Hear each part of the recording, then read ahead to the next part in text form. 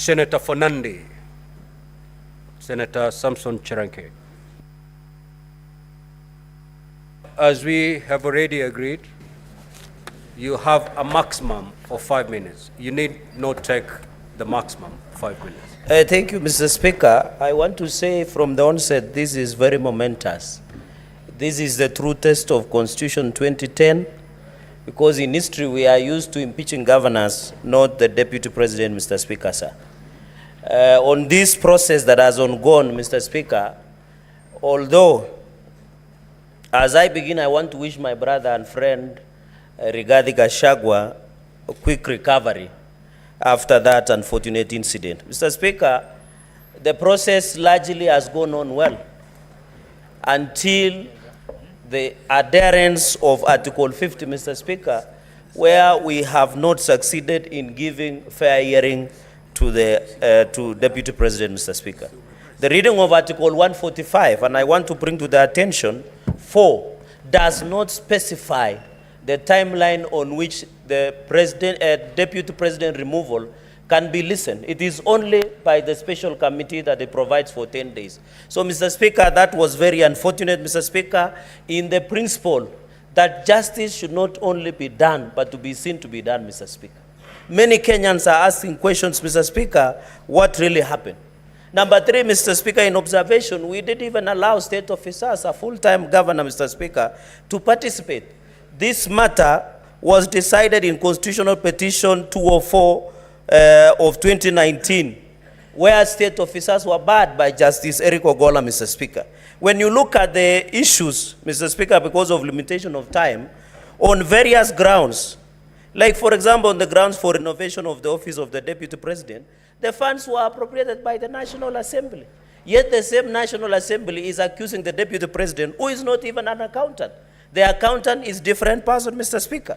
Even on the KEMSA issue, on the bully, in the grounds that they have been set, Mr. Speaker, they are saying that the Deputy President bullied KEMSA, Mr. Speaker, but there is no proof that that tender was awarded to the specified companies that were provided, Mr. Speaker. On even the aspect of devolution, the chairperson of intergovernmental IBEC is the Deputy President of the Republic of Kenya, Mr. Speaker. It is unfortunate that we are coming to circumvent the same law and accuse the Deputy President of undermining devolution, Mr. Speaker. Even on Kambini Vipingo road, Mr. Speaker, no one adduced the evidence that this road is either public or private, Mr. Speaker. Mr. Speaker, on the aspect, even on unexplained wealth, Mr. Speaker, you saw the mover did not give us a wealth declaration form from EACC to show us unexplained wealth of Deputy President, 5.2 billion, Mr. Speaker.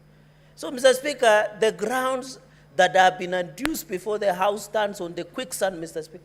And if you realize, on the 11 grounds, the mover was on a fishing expedition, Mr. Speaker. And therefore, I don't know, because they say, Mr. Speaker, even when you read, I know impeachment proceedings either political, because it is impeachable, because they are neither high crimes, criminal, but based on the test of probabilities, Mr. Speaker. Mr. Speaker, and therefore, even when you look at many other aspects, Mr. Speaker, I want to challenge members, even as we go and vote, Mr. Speaker. If you see, as Francis Mboga, the play that was written in 1976, Mr. Speaker, they say, Mr. Speaker, if the madness of the nation disturbs a solitary mind, Mr. Speaker, it is not enough to say that man is mad, Mr. Speaker. Where we are at crossroads as a country, Mr. Speaker, whatever the outcome today, this country must move on, Mr. Speaker.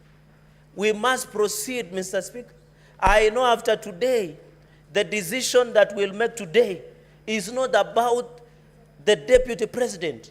It's about the justice to Deputy President, justice to the people of Kenya, justice to each and every Kenyan who voted for the Deputy President, Mr. Speaker. And I want to finish by reading the book of Zechariah, chapter 8, verse 16, Mr. Speaker.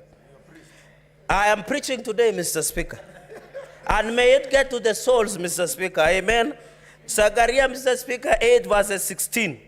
And even Glenn Washington, Mr. Speaker, and Morgan Heritage in Reggae, they say a man is not guilty until it is accused of being.